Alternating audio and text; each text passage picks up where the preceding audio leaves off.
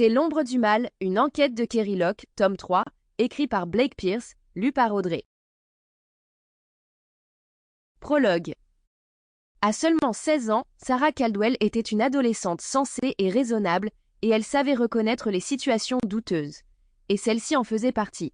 Lorsque Lani Joseph, sa meilleure amie depuis l'école primaire, lui avait proposé de la retrouver au centre commercial dans l'après-midi, elle avait failli refuser.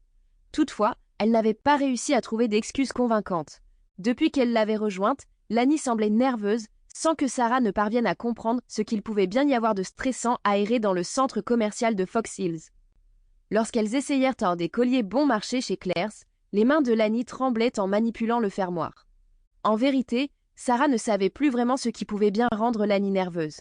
Elles avaient été incroyablement proches tout au long de l'école primaire, mais après que la famille de Sarah eut quitté Culver City pour le quartier modeste mais moins dangereux de Westchester, les deux jeunes filles s'étaient éloignées.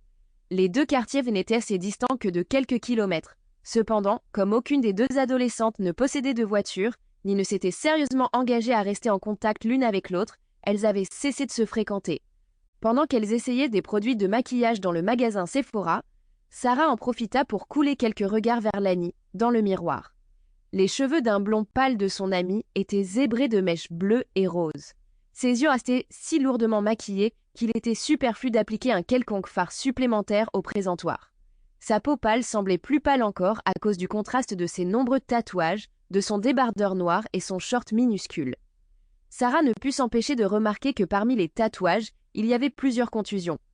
Elle se tourna vers son propre reflet et fut surprise par le contraste entre elles deux. Elle était jolie, elle aussi, elle le savait, mais d'une beauté plus discrète, presque humble. Ses cheveux bruns mi-longs étaient relevés en queue de cheval, et son maquillage discret soulignait ses yeux noisettes et ses longs cils. Son teint mat était vierge de tout tatouage, et elle portait des jeans blanchis et un haut de couleur bleu-vert. Mignon, mais loin d'être osé. Elle se demanda si elle ressemblerait à Lani si sa famille n'avait pas déménagé. Sans doute pas. Ses parents ne l'auraient pas laissé prendre cette pente. Si Lani avait déménagé à Westchester, est-ce qu'elle aurait quand même cette allure de prostituée mineure sur une aire d'autoroute? Sarah sentit le rouge lui monter aux joues et secoua la tête pour chasser cette pensée. Qui était-elle pour se faire ces réflexions affreuses au sujet d'une personne avec qui elle avait joué au Barbie étant petite? Elle se tourna en espérant que Lani ne verrait pas la culpabilité qui, elle en était sûre, se peignait sur son visage. « Si on allait prendre un encas ?» demanda Sarah pour changer l'atmosphère. Lani acquiesça et elles quittèrent le Sephora, laissant derrière elles la vendeuse déçue.